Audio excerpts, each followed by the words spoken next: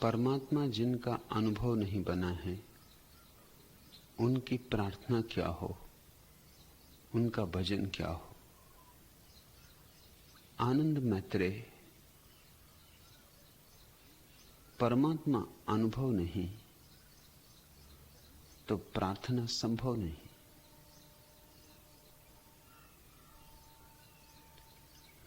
जिसके पास आंख नहीं, उसके पास प्रकाश की क्या धारणा होगी।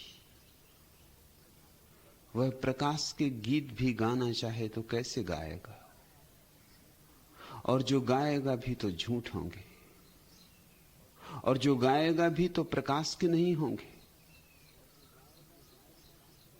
यह तो असंभव है। परमात्मा का अनुभव ही तुम्हारे पोर पोर में प्रार्थना बन के उठता है। प्रार्थना परमात्मा को पाने की विधि नहीं है।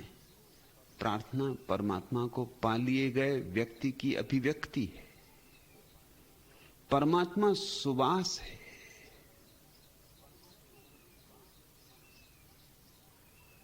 तुम्हारे नासापुट जब उससे भर जाएंगे तो तुम मगन होकर नाचोगे।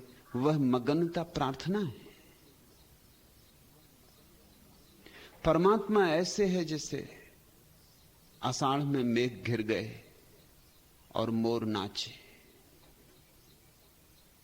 परमात्मा के मेघ घिरेंगे तुम्हारे चित्ताकाश में तो तुम्हारे प्राणों के मोर नाचेंगे।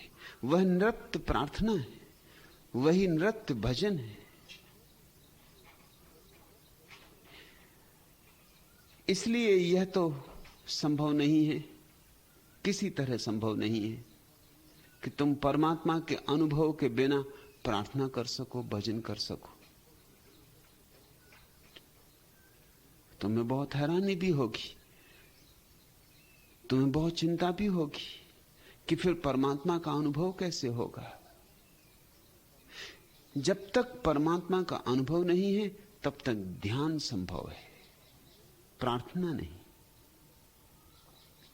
ध्यान विधि है, प्रार्थना परिणाम है। ध्यान से परमात्मा का कोई संबंध नहीं।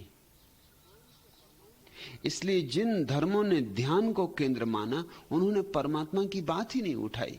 जैन धर्म, बौद्ध धर्म, इनमें परमात्मा की कोई जगह नहीं। ऐसा नहीं है कि जिन्होंने परमात्मा को नहीं जाना, कि बुद्धों ने परमात्मा को नहीं जाना। जाना, जरूर जाना, मगर उसकी बात उठाने की जरूरत नहीं आई। उनका मार्ग तो ध्यान का था। ध्यान का संबंध तुमसे है, परमात्मा का संबंध तुमसे अभी नहीं है, तो प्रार्थना का भी तुमसे कोई संबंध नहीं हो सकता। प्रार्थना का संबंध परमात्मा से है, ध्यान का संबंध स्वयं से है।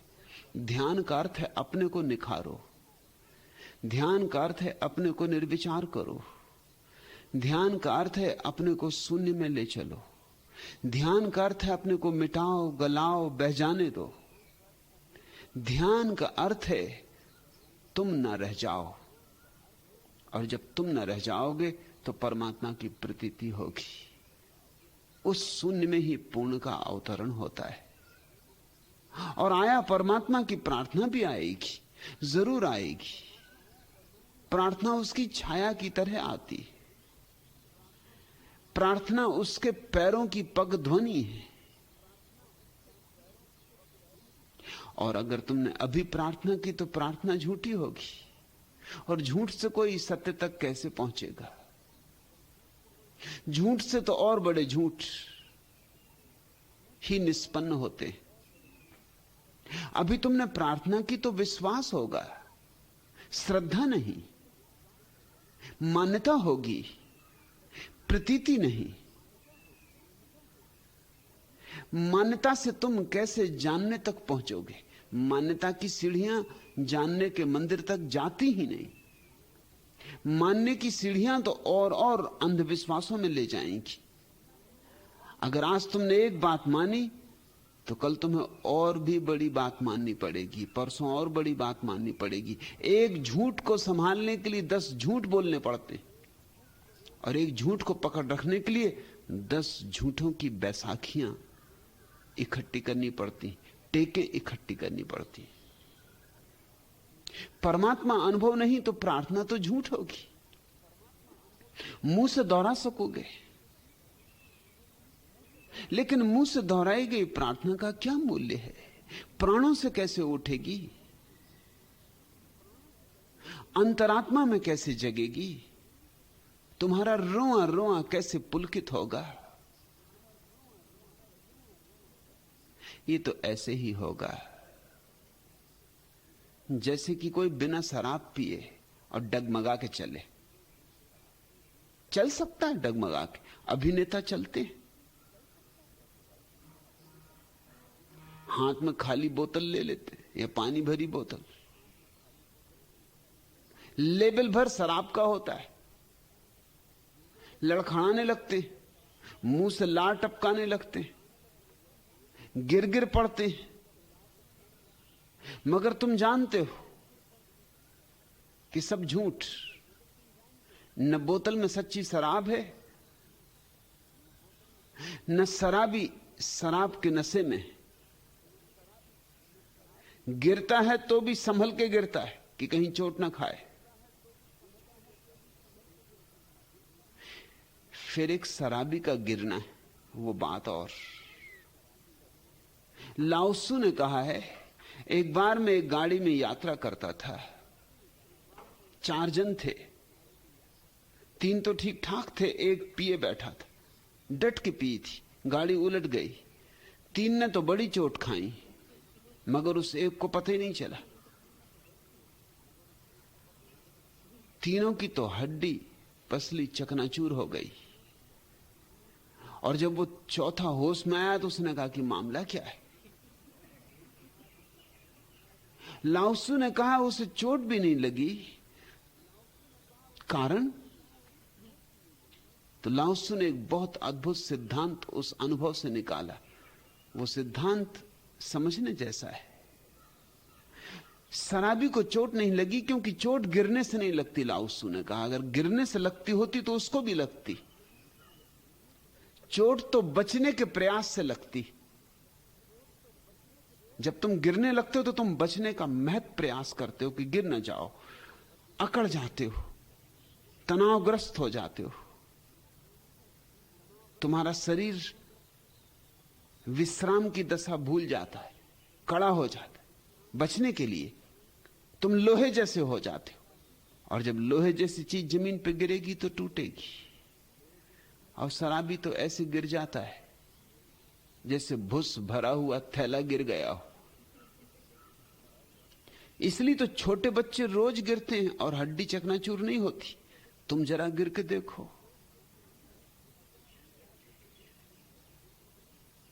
तो लाओसू ने कहा शराबी को चोट नहीं लगी, इससे एक बात तय हुई कि चोट गिरने से नहीं लगती, चोट बचने की चेष्टा से लगती।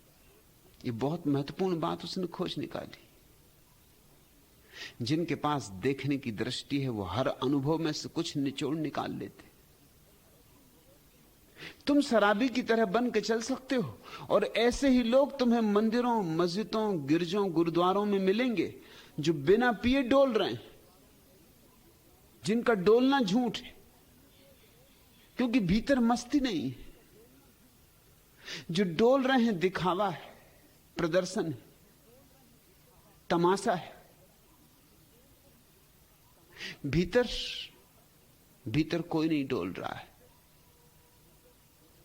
शराब ही नहीं पी अभी, परमात्मा शराब है। हां, शराब जब पी लोगे तो तुम्हारे जीवन में जो अलमस्ती होगी, प्रार्थना उसी अलमस्ती का एक रंग है। नृत्य होगा, गीत होगा, वो सब उसी अलमस्ती से निकलेंगे। वो उसी अलमस्ती की धाराएं। अलमस्ती की गंगोत्री से प्रार्थना की गंगा पैदा होती। मीरा को हुई। लोग सोचते हैं मीरा ने गा गा के परमात्मा को पा लिया। गलत सोचते हैं, बिल्कुल गलत सोचते हैं। उन्हें जीवन का गणित आता ही नहीं। मीरा ने परमात्मा को पाया इसलिए गाया। गा सकी इसलिए नहीं कि परमात्मा को गा गा के पाया जा सकता है, लेकिन परमात्मा को पालो तो बिना गाए नहीं रहा जा सकता।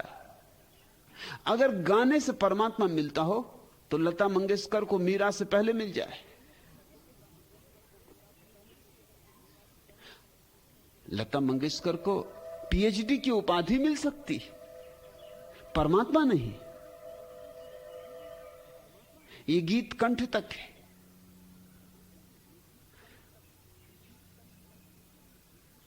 कंठ जिनके सुमुधर हैं उनको कोकल कंठी कहो, ठीक। और मीरा का हो सकता है गीत इतना सुमुधर ना भी रहा हो, होश कहां, मात्रा छंद की भूल होती हो, होश कहां। मीरा ने कहा ही है, सब लोकलाज खोई। मीरा सड़कों पर नाचने लगी। राज्य घराने की महिला थी, रानी थी। परिजन परिजन चिंतित हुए, बदनामी हो रही थी। जहर भेजा। कहानी कहती कि मीरा जहर पी गई और मरी नहीं। अगर यह बात सच हो कि मीरा जहर पी के मरी नहीं, तो वैसी समझ लेना जैसा लाओसू का शराबी गाड़ी से गिरा और चोट नहीं खाया। बस वही बात है। पी गई होगी शराब, पी गई होगी जहर, जो भी भेजा होगी पी गई होगी, लेकिन उसे ख्याल ही नहीं होगा, बचाव ही नहीं होगा। बचने वाला तो जा ही चुका, वह अहंकार तो कभी का विदा हो चुका है। अब तो परमात्मा था, और परमात्मा जहर पिए तो मरे। अब तो प्रार्थना थी, और प्रार्थना से तो जहर भी जुड़े तो अमृत हो जाए, और प्रार्थना के साथ तो अंधेरे का भी संग साथ हो जाए तो रोशन हो जाए। नहीं, मैं ऐसा कहता हूं कि मीरा ने परमात्मा को पाया इसलिए गा सकी। प्रार्थना आत्यंतिक फूल है। पहले वृक्ष तो लगने दो परमात्मा के अनुभव का। इसलिए आनंद मैत्रेय,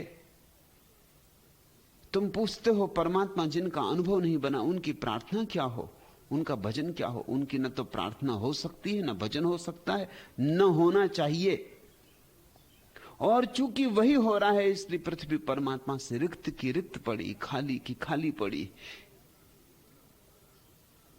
जहां परमात्मा की हरियाली हो सकती थी, वहां थोथे पांडित, थोथे मंदिर मस्जिदों, कोरी बकवास का रेगिस्तान फैला हुआ है। और कारण, सबसे बड़ा कारण यही है कि हमने प्रार्थना को पहले रख लिया है और परमात्मा को पीछे। हम छाया को पहले रख लिए और मूल को पीछे, और छाया को पकड़ने चले और मूल पकड़ में आता नहीं। स्वामी राम ने एक संस्मरण लिखा कि मैं भीख मांगता एक द्वार के सामने जाके खड़ा हुआ था। इसके पहले कि मैं भीख मांगू,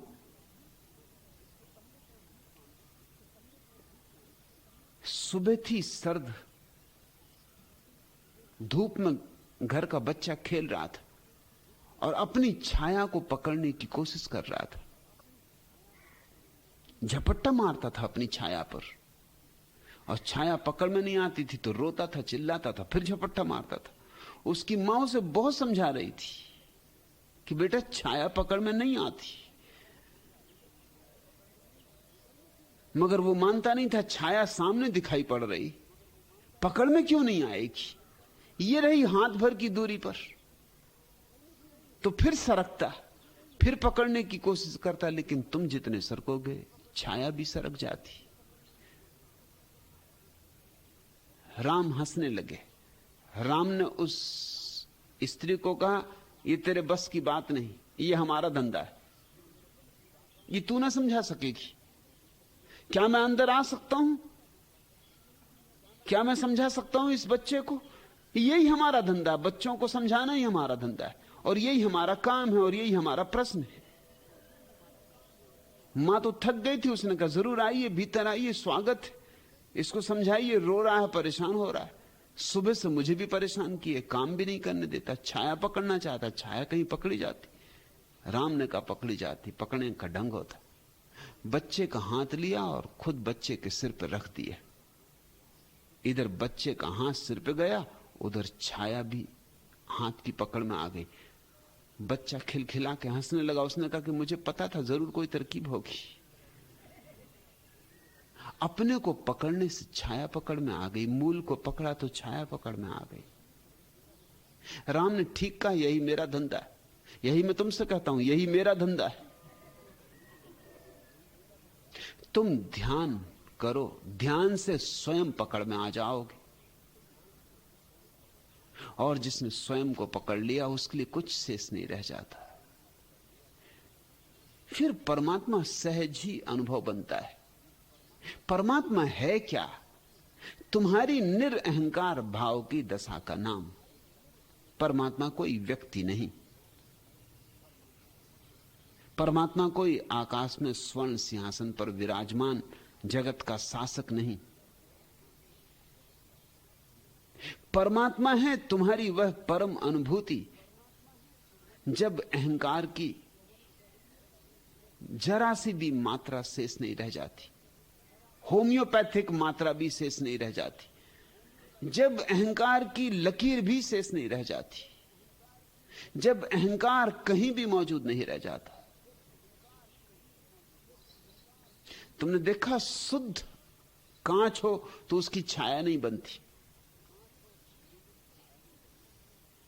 सारे दुनिया के पुराणों में ऐसी कहानियां हैं कि आकाश में देवता चलते हैं तो उनकी छाया नहीं बनती।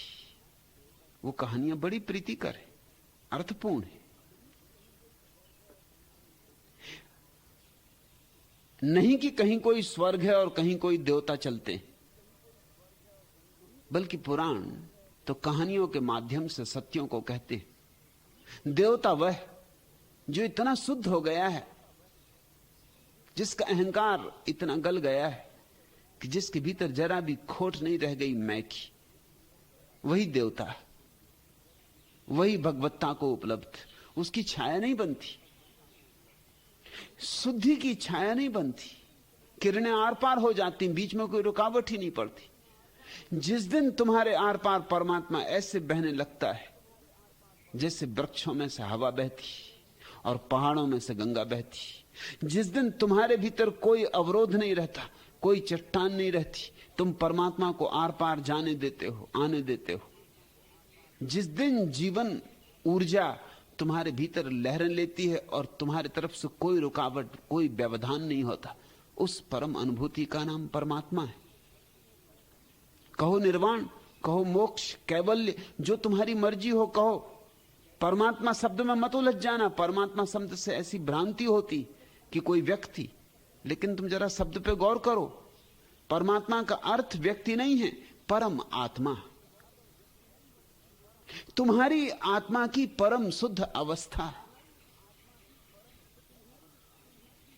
कैसे तुम्हारी आत्मा शुद्ध हो यह पूछो, प्रार्थना कैसे हो यह मत पूछो। यह मत पूछो कि फूल कैसे उगे, यह पूछो कि बीज कैसे बोए जाएं। यह मत पूछो कि फूलों में सुगंध कैसे आएगी, यह पूछो कि पौधे कैसे संभाले जाएं। तुम बीज बो, तुम खाद डालो, तुम पौधे संभालो, तुम बागुड़ लगाओ। फूल तो जब आने हैं समय पर आ जाएंगे, तुम उनकी चिंता ही छोड़ दो। कलियां तो जब खिलनी है खिल जाएंगी, तुम जबरदस्ती कलियों को खोलने की कोशिश मत करना। कहीं असमय में कलियां खोल ली तो फूल तो खुल जाएगा मगर सुगंध उपलब्ध ना होगी। सुगंध को पकने के लिए समय चाहिए। प्रार्थना तो तुम्हारे प्राणों की पकी हुई सुगंध है। जब तुम्हारे प्राणों का कमल खुलता है सहजता से तो प्रार्थना उठती है। प्रार्थना परिपूर्णता है। प्रार्थना घर लौट आई आत्मा का आनंद है, अहोभाव है। इसलिए मैं तुमसे यह नहीं कहता कि प्रार्थना सीखो, मैं तुमसे कहता हूं ध्यान सीखो। और ध्यान कि दिशा बिल्कुल अलग है। ऐसा समझो, तुम चिकित्सक के पास जाते हो, तुम बीमार हो, तुम उससे ये नहीं कहते कि मुझे स्वास्थ्य की टिकियाएं दे दें, मुझे ऐसी दवा दे दें कि जिससे मैं तत्क्षण स्वस्थ हो जाऊं, क्योंकि स्वास्थ्य की कोई दवा होती ही नहीं। तुम उससे कहते हो कि मेरी बीमारी का निदान करें, पहचानें कि मैं किस बीमारी से परेशान हूं और मुझे ऐसी दवा दें कि बीमारी कट जाए। हालांकि जब बीमारी कट जाती तो जो शेष रह जाता उसका नाम स्वास्थ्य है। स्वास्थ्य की कोई दवा नहीं होती, दवा बीमारी की होती। अहंकार बीमारी है, ध्यान उसकी दवा है, औषधि है। ध्यान से अहंकार कट जाएगा, फिर जो शेष रह जाता है वह परमात्मा है, वह प्रार्थना है। फिर जरूर तुम गाओगे, जरूर तुम्हारे कंठ से कोयल फूटेगी, पपीहा बोलेगा, जरूर तुम्हारे प्राणों से उपनिषद जगेंगे, कुरान अवतरित होगी। मगर यह सब अपने से होता है। ध्यान मनुष्य के हाथ के भीतर है, प्रार्थना प्रसाद है। ध्यान प्रयास है, प्रार्थना प्रसाद है।